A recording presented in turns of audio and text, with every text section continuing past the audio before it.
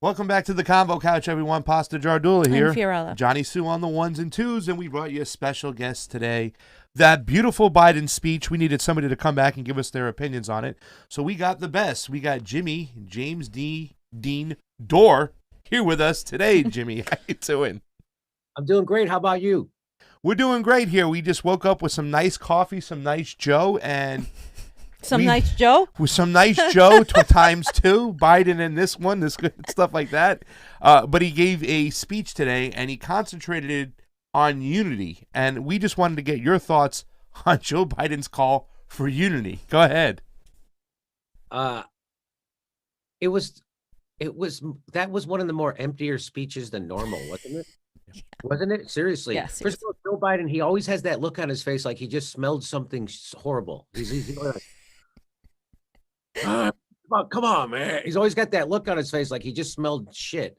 And it was, he was saying, that's what America's about. You got to lend people a hand, give a lending hand. Well, what the fuck?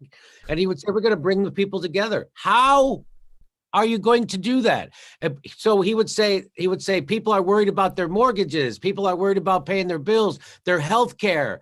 And then I thought, I'm like, oh, he's going to say what he's going to do about them. And all he said was, I get it. That's it. I get it. You're not running to be the guy who gets it more. You're running to be the guy who has a solution to the problems that you're supposed to be getting. And he just goes, I get it. That's it. And that's where it ended. Not, I get it. So here's what I'm going to do. Just, I get it. That's it. It was unbelievable. All platitudes. It was more like watching a funeral. Well, let me ask you this. A lot of the AOC left, like the boutique left, the anti-force the vote left, is saying Joe Biden's legislation seem like they're great. He's talking about reforming, protecting the Voter Rights Act. He's going to help AOC and the squad get things done. The guy for the last 48 years who has literally caused all the problems that we're facing today is going to help us out. How does Joe Biden coming in, how is that going to be potentially maybe worse in terms of censorship? Because you went on Tucker Carlson to talk about, to advocate for Julian Assange and talk about how we're being just censored off the wazoo. How do you think Joe Biden's going to play into that? So, I mean, this censorship push, this culture, of censorship came out of Trump being elected, which was a result of neoliberalism, the failure of neoliberalism. And so instead of the neoliberals coming to terms with that, because why would they? They said, well, it's racism and it was Russia. And then people started, and then you started to see corporate journalists push for social media companies to start censoring because they're losing control of the narrative, because neoliberalism is a failed ideology and they can't defend it anymore. So now they're going to, as Chris Hedges says, use more crude forms of coercion like censorship. And Joe Biden's all for it. I mean, half the left is for it. TYT has cheered on censorship since it propped up because they were the ones cheering on Russiagate, which has been used to censor people. Oh, we have to do this to protect from Russian bots and disinformation and election. And it's all being used to censor us. And so the problem with giving people the ability to censor you is that the people who are going to be doing the censoring are never going to be anti-establishment, whatever the establishment is at that moment. So for instance, if we had Twitter, Facebook, and YouTube in the 60s, right now, they would be censoring who? MLK and Malcolm X. And they would be saying they're inciting violence, they're sowing discord and division, and they're fake news. We're not doing that to them. This is all fake news. The police don't act like that. That's fake news. So they would be deplatforming people like MLK and Malcolm X. And so that's what people don't realize. And so I was listening to a speech by a former head of the ACLU, and I'm going to butcher this story, but the story basically he said, anti-hate speech in the 90s was all the rage on college campuses. And that was because what that really meant was anti-racist speech. And so this group of people got this hate speech passed on campus. And then they brought in this speaker who was deemed a Zionist, and that was deemed a racist. And so they didn't allow that group who got this they wouldn't allow them to have their own speaker. And so he says, what you don't understand is it always is going to come back to you. And one person's definition of fake news is another person's definition of real news. And Rachel Maddow says, and TYT say Russiagate is real and that Trump was working with Putin and that the Mueller report just couldn't find it. So that's their fake news, and it's 100%.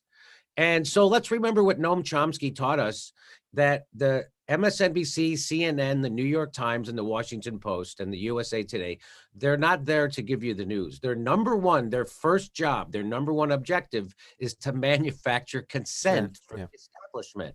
Yeah. That is what they're doing.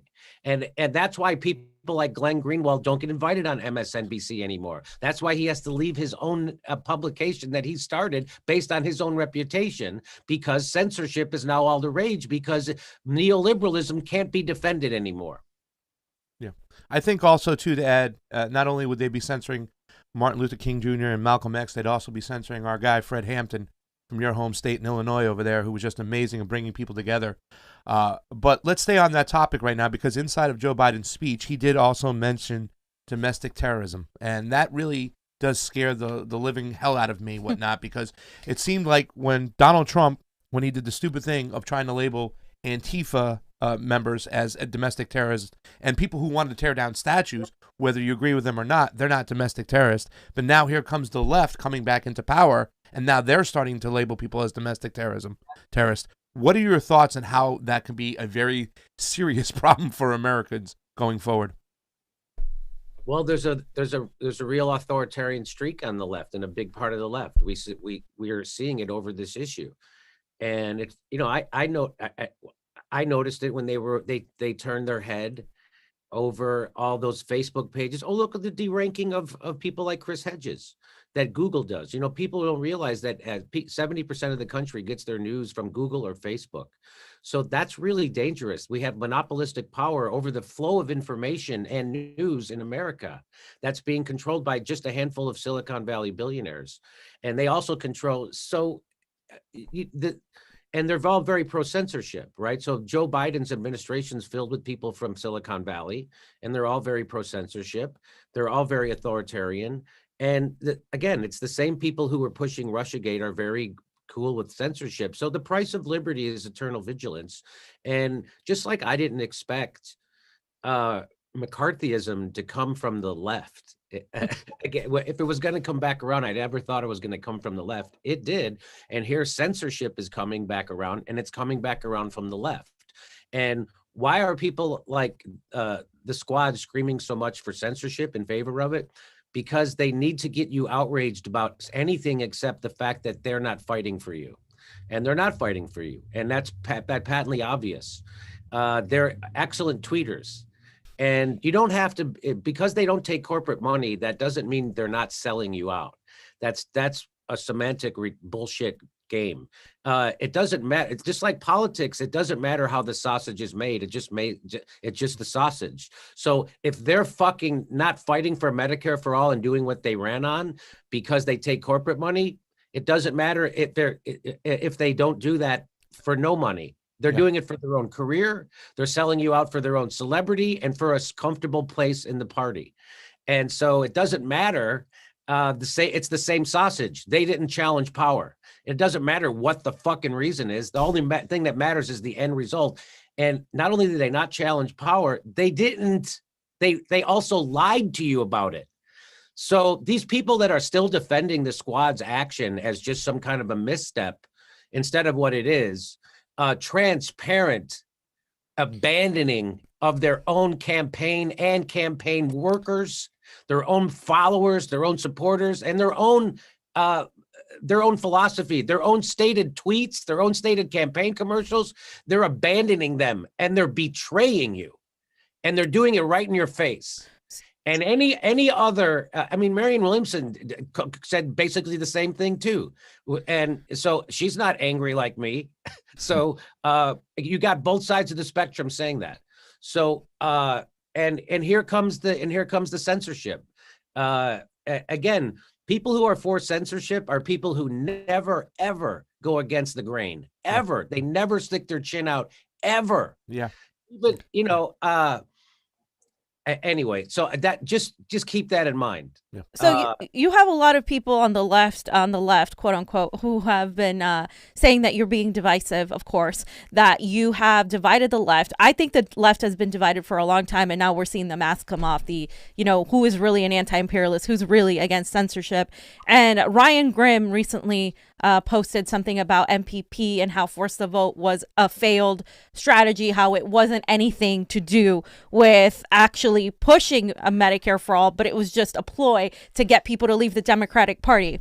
How can anybody at this point, even let's say if you have somebody like Nina Turner run as a Democrat, do you think that there's any value in supporting anybody running in under the Democratic Party, even if they're progressive? Because it seems like once people get in office, they change instead of, the party changes them, so to speak. So I've said before on my show, and I've been saying it for many years, that America is a country of adult children of alcoholics. And we don't get mad at the person screwing you.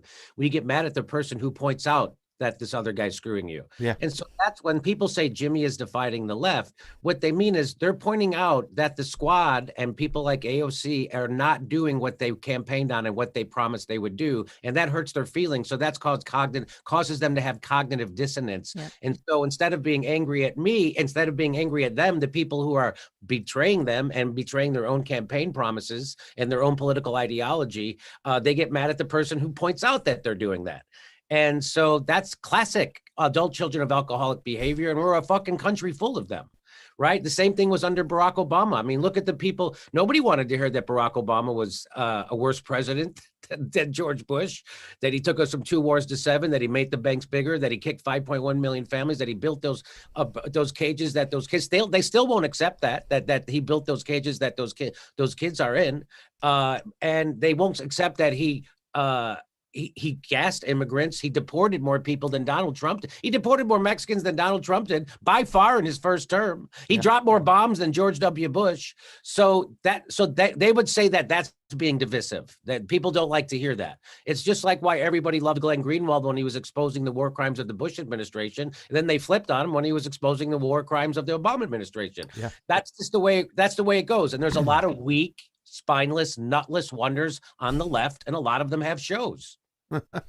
Jimmy, it's also funny because it's also Obama's policies in South and Central America where he supported a coup in Honduras, which set the country on fire, sending people to come to our border. And he the same policies in Venezuela, which Max Blumenthal exposed, once again setting the country on fire for mass migration. But I'm going to try to talk a little positive stuff real quick. I'm going to have 3 areas, Jimmy, and I want you to point out one particular area where we might have some hope for Joe Biden to do something good.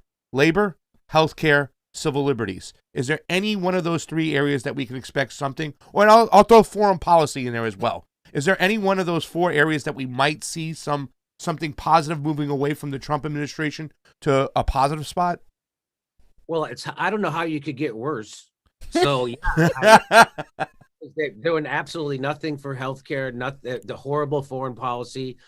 And I mean, Trump Trump basically paused. He kind of just kept that. He did ramp up the drone war, and he was trying to start a war with Iran, but he did resist the saber rattling to start a conflict with a fucking nuclear power like Russia. So that was good. And he didn't put a no-fly zone. Anyway, do I see anything positive coming forward? That's like I said. How could it get worse? But I bet they find a way to make everything worse.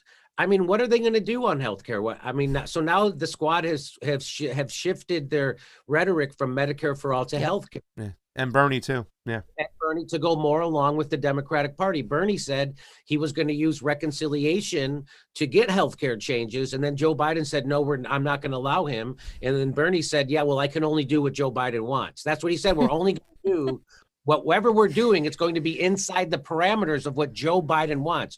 That's the opposite of what Bernie said when he was campaigning for him and telling us to vote for him. He would vote for him, and then we're going to push him left. Yeah. saying vote for him and then we'll push him left. And now we voted for him. He's in office. And Bernie Sanders says, I'm only going to do whatever Joe Biden wants. So I'm not going to push for anything. I'm not going to try to embarrass the administration to do more. I'm not going to try to embarrass the Congress and the Democrats to do more. I'm just going to do whatever they say is okay. That's where we're at. And so I guess they're going to do so. How could they do fucking less? Don't tempt them. They got to hold my beer. Don't tempt them. One last question from me, Jimmy. You went on there to advocate for Trump to pardon Julian Assange. He obviously didn't do that. A lot of us didn't really expect him to do that. What does that say about Trump? And do you think some of his supporters are going to hold him accountable for that? Do you see any unity between a right-wing populist movement that is kind of turning against the establishment and the leftist populist movement?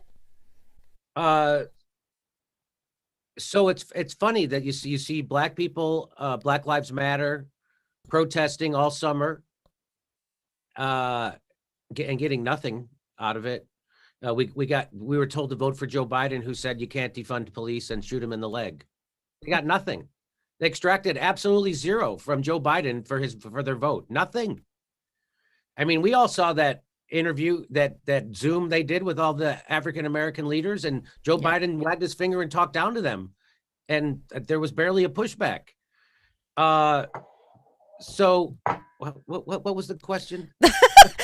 Donald Trump didn't pardon Julian Assange. Did you expect that? What do you think about his supporters doing that? And do you think there's any leftist unity with right-wing populism? So they threatened Donald Trump. That's the word I'm hearing. I haven't confirmed. Yeah. Mitch McConnell said it would be more likely you're going to be convicted in the Senate if you pardon Julian Assange. So don't do it. So that's all he needed to not do it. But yeah, his supporters should rake him over the coals for that and make him not forget it. But you also have to understand that to his supporters, he's a very sympathetic character because they just watched 4 years of an evidence-free conspiracy theory being smeared on the guy who came to, drain the swamp. And so that makes him very sympathetic to them. It didn't hurt him in their eyes. It made him, and why wouldn't it? Because it was an evidence-free conspiracy theory. It was McCarthyism. They're still doing it. And they'll do it to anybody who goes against the narrative, not just Donald Trump. They did it to Tulsi when she told the truth about Syria. They did it to me when I told the truth about Syria. They did it to Bernie Sanders. They Russiagated him because he was trying to advocate for workers. They said, "Oh, Russia's wants him to win." They did it to him. They did it to Bernie Sanders. Then he never won another fucking primary after that. So, do I think that there's common ground for left and the right? So what I'm saying is they don't want you to realize that, oh my God, black people are writing and now white people are writing. What the fuck is going on? Oh, we got to keep those people apart. Right. And that's why Chris Hedges said when he came on my show that's why they killed Fred Hampton, when he was able to bring poor working class whites and blacks together. Yep. That's when they knew he was a threat, and that's when they killed him. That's what Chris Hedges said on my show. And so I'll believe him. He's a Pulitzer Prize winner, so I'll take his word at that. So yeah, I think there is a lot of common ground. I think that's why we need a third party, because both parties are party of Wall Street, war, oil companies, big pharma, and health insurance companies. And that's the problem, right? So we need a party that's against those things, and we don't have one. I think the populist left and populist right agree on no war, bring our troops home, and invest that money back here. I think they agree on single-payer healthcare. I really do. The majority of them. Yeah, 60%. If you believe exit polls by Fox News. Anyway, I think so. I think there's a lot of common ground there. I think we want to see less monopolies, less control. I think we're anti-censorship. I think the populist left, popular right would be against censorship. So I think there is a lot of common ground. And I think the big thing is, once you get rid of our imperialism, I think that sets the table for a lot of things. And once we all get healthcare and end imperialism, I would like to be able to get back to where we can have those left-right fights. That's a luxury, I think. I would like to be able to where we could have left and right fights, but right now it's not really left-right. They want to make it that. But everybody I brought on my show, from Dr. Wolf to Chris Hedges, have said there was Tinder for this kind of stuff, and that's not what this is about. Just like Trump being elected wasn't all about racism. Yes, there a lot of racists voted for Donald Trump. There was racist. He was a dog whistler. He did all that. Yes, that. But there was also all the other stuff they failed to look at, right? Which was the failure of 40 years of neoliberalism coming to a head, of when workers' production is no longer tied to their pay, which got decoupled in the 80s. So there's a lot of different reasons for a lot of things. I think there's a lot of common ground for the populist left and the populist right. And I can't wait till the country's healthy enough that we could get back to having left-right fights. Right now, the fight is against them against us. It's the oligarchs and the establishment against us, and they're keeping healthcare from us, and they're keeping a UBI from us. You know, no other country is doing what we're doing to our own workers. In every other country, if they shut your business down due to COVID, they pay a paycheck. They're not doing that. You have to quit. You got to get laid off. You got to go apply for unemployment. You got to do all this shit in the United States. They're not doing that in other countries. So I think the populist left and the populist right realizes that, oh my God, we're fucking screwed. And the difference is, you know, between the blacks rioting and the whites or protesting, is that the blacks knew the game was rigged from the day they were born, and whites, they kind of like wake up somewhere in their 20s and 30s and they're like, hey, this fucking game is rigged. Yeah. It's against all workers. It's rigged against all workers. Yeah, it is. So anyway, I know I'm talking too much. No, you're not. You're never good. talking much. You're talking good stuff, and you know we're gonna get you out of here. And you know I think that's the challenge moving forward, Jimmy, too, is to find a way how we can get MPP to get right populist, left populist together, all as one. I think you guys are doing a great job starting out there. So we look forward to seeing what you can do to carry that torch on with that third party movement, because we definitely need a third party out here, and we'll be paying close attention to it. And I just want to say thank you too for coming on. And you know. All we're going to see for the next 4 years is identity politics and grandstanding. That's all we're going to see. I mean, there's what's the joke there? The Democrats, if it was 1860, the Democrats would be bragging about their first transgendered slave owner. Yeah.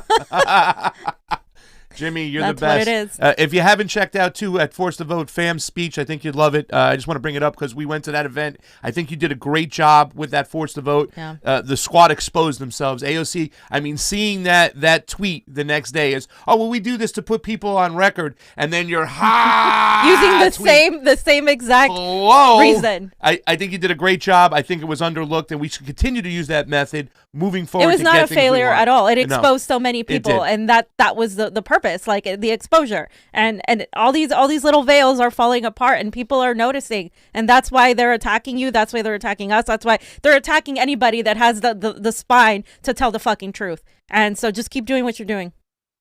I appreciate it. Thank you for the support. And yes, well, it's funny they're doing to me like when I went on Tucker Carlson to advocate for Julian Assange being released and pardoned, and to anti-censorship, which is something you think everybody on the left would agree with. Why didn't you bring up Medicare for all, Jimmy? Like they found a way to. Why don't you bring up the stimulus, Jimmy? Because when I was talking about Medicare for all, you guys attacked me for that. It's like I brought up Force the Vote, something we all agreed on, and they all ran on, and then somehow when I brought it up, it was bad. We all agree on anti-censorship, we all agree on Julian Assange, but when I bring it up, it's somehow bad. So I don't think this has to do with the issues. I think this has to do with people trying to make me the issue, and it's because, again, we're a bunch of adult children of alcoholics. They're not pissed off that we're being censored. They're not pissed off that we're being denied health care. They're pissed off that I'm pointing it out. Yeah. Well, thank you, Jimmy. You're such a doorknob, and we appreciate you coming on here and hanging out with us, man. Say hi to Steph, and you have a great day. Thanks for coming on, man.